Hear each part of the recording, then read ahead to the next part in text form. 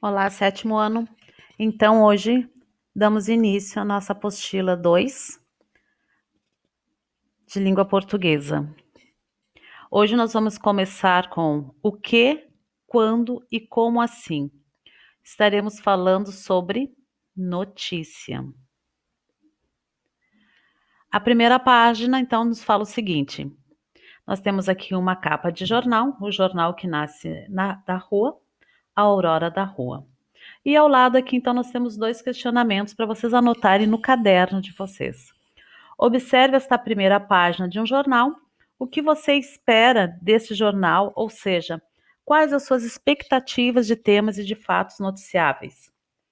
Ative seus conhecimentos prévios sobre notícia e responda: o que é noticiável? Em outras palavras, o que vira notícia?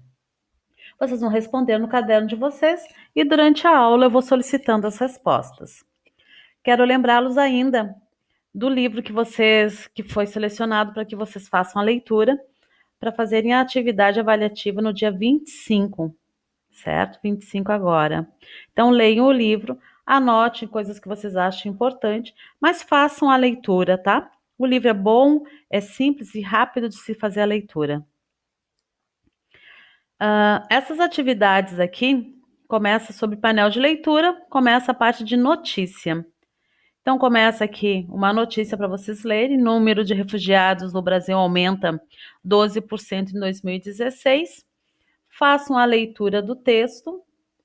Vejam que aqui embaixo tem um vocabulário, algumas palavras que vocês podem não saber o significado. E depois vem as questões para vocês. Deixem a apostila de vocês completa e no final coloquem a data que vocês fizeram a correção e coloca assim, autocorreção, para a gente ter um controle, certo? Nessa página seguinte, nós temos aqui as palavras cognatas, porque fala aqui palavras cognatas. O que são as palavras cognatas? São aquelas que têm uma mesma origem e apresentam um núcleo com um sentido em comum, ao qual são acrescentados os afixos, ou seja, elas apresentam a mesma raiz, o mesmo radical. Fogo, fuga, refúgio, refugiado.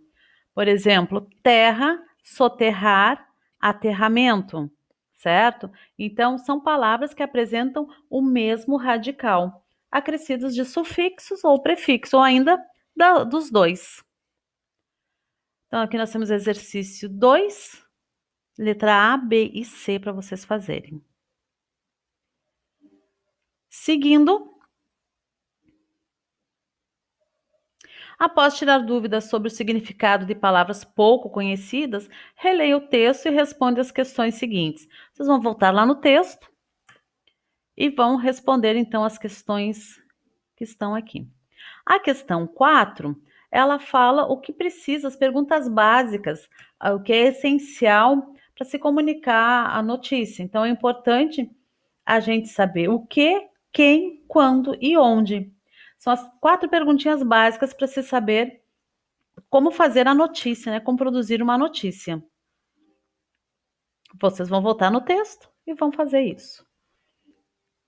Aí nós temos a letra B e a letra C, referentes a 4. E temos a questão de número 5, para vocês preencherem a notícia. Mesma coisa, volta lá na notícia e faz a leitura. A questão de número 6 é com base nesse pedaço das informações que vocês precisam tirar aqui. Quais são as informações feitas, dadas. Dando sequência, título e subtítulo, ou linha fina. Então, revelam ao leitor informações principais sobre o fato noticiado. Em geral, há também a preocupação em chamar a atenção do leitor, levando à leitura do texto. Então, o título é a parte maior, o que fica em maior destaque, e o subtítulo ou linha fina, ele vem logo abaixo desse título. É uma explicação do que vai ser noticiado, do que vai ser falado, né? Pontuação. Não há ponto final no título. No subtítulo, depende do padrão de estilo, adotado pelos responsáveis pela publicação. Então, no título, não precisa colocar, não se põe a pontuação, mas no subtítulo vai depender do padrão adotado. Aqui nós temos, então, a questão de número 7, que é para completar o quadro com sujeito, verbo e complemento, certo? Mesma coisa aqui é o contrário, vocês têm o complemento, verbo e sujeito. Está em ordem inversa, né? Ordem indireta. A questão C, sobre a ordem dos termos, assinale verdadeiro se for verdadeiro e falso se for falso, né? As informações essenciais que constam no lead, o que, quando, onde, quando, isso aqui sempre vai estar no lead. São completadas com outras que ajudam a detalhar como e por que o fato noticiado.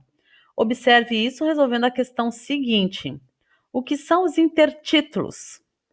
Às vezes, em uma notícia ou reportagem, insere-se intertítulos, pequenos títulos de uma parte da matéria jornalística, para tornar o texto mais leve e mais fácil.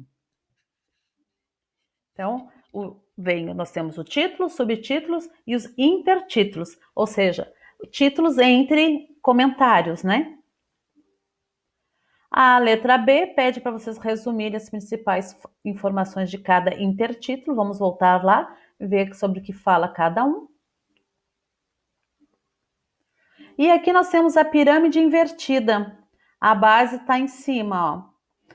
No linguajar jornalístico, usa-se a expressão pirâmide invertida para designar a hierarquização das informações em uma notícia. O essencial, o mais importante, vem primeiro, então está no topo, na parte superior da pirâmide. As informações complementares e os detalhes vêm na sequência. Por isso que nós temos o título, o subtítulo e o lead, que é o corpo da notícia. Então, é do essencial ao acessório, do principal ao secundário. Questão 10. Pesquise a situação dos refugiados no país e as medidas necessárias para garantir que essas pessoas tenham seus direitos reconhecidos. Depois converse com colegas e os professores a respeito. Vocês vão deixar a questão 10 pesquisada no caderno de vocês, tá?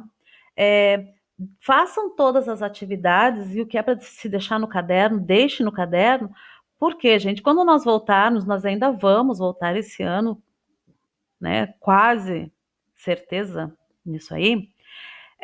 E a professora vai solicitar algumas coisas para vocês para poder computar notas e etc. Então, essa questão 10 é uma delas que será solicitada, tá? Então, deixe no caderno de vocês. E a apostila também. Infelizmente, eu vou ter que passar apostila por apostila para ver se vocês estão mesmo fazendo e participando dessas atividades, tá ok? Abaixo, então, nós tivemos a notícia, agora nós temos uma reportagem. Pense, qual a diferença entre notícia e reportagem? Notícia é dado algo que está acontecendo no momento, né? Então, é uma coisa mais rápida, mais objetiva. Já a reportagem, ela vem depois dos acontecimentos. Então, ela é um pouquinho mais longa. Leiam essa reportagem que está aqui, Refúgio no Brasil, façam a leitura. Leiam esse ladinho aqui também, esse quadrinho. Aqui ainda continua a nossa reportagem. Vejam aqui que tem algumas explicações. E depois vem aqui. Notícia versus reportagem, fato versus assunto. Enquanto a notícia relata um fato recente e significativo, a reportagem não precisa estar relacionada necessariamente a um acontecimento atual, mas sim a um assunto relevante para a sociedade. Então, a diferença entre notícia e reportagem, a notícia ela é atual, a reportagem ela não tem essa necessidade, mas tem que ser sobre algo relevante, né, que a sociedade queira ler. Questão de número 12, o fato noticiado e o assunto na reportagem. Questão de número 13, fala de paragrafação aqui, ó. Tal qual a notícia, o texto da reportagem é subdividido em parágrafos. No que esses textos se diferenciam? Enquanto na notícia as informações são apresentadas no formato de pirâmide invertida, Ou seja, da mais importante para menos importante, na reportagem uma liberdade maior com a estrutura. A disposição das informações depende de como o autor as organiza no texto. E aqui nós damos sequência com algumas atividades. Número 15, faça uma anotação pequena. 16, 17. Tanto a notícia quanto a reportagem têm a finalidade de expor informações ao leitor. Compare-as. Então, leiam a notícia e leiam a reportagem e vejam o que tem diferente uma da outra e o que tem semelhança também. Aqui nós temos a tipologia expositiva, a informação. É a maneira como a linguagem do texto é estruturada a fim de expor informações para o leitor. Então, expositiva é como eu estou expondo, como eu estou falando, como eu estou me expressando para passar essa notícia.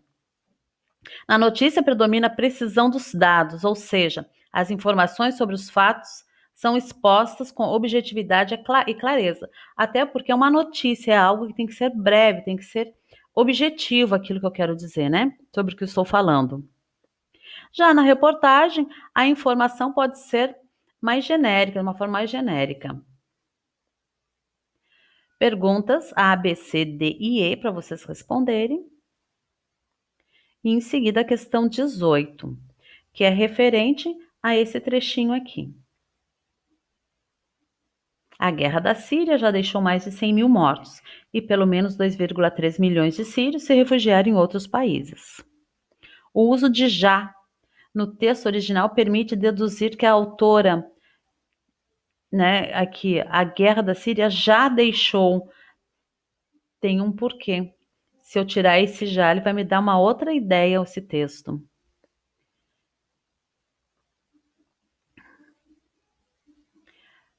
Página 11.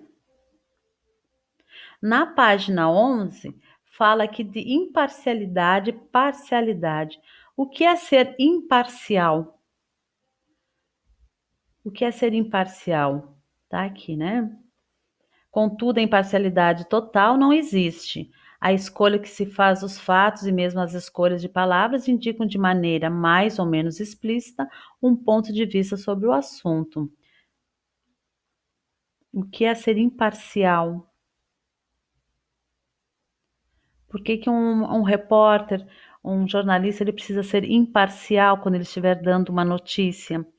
Mesmo que ele esteja falando a respeito de um presidente que ele não apoia, que ele não gosta, que ele é contrário, ele deve ser imparcial. O que é ser imparcial?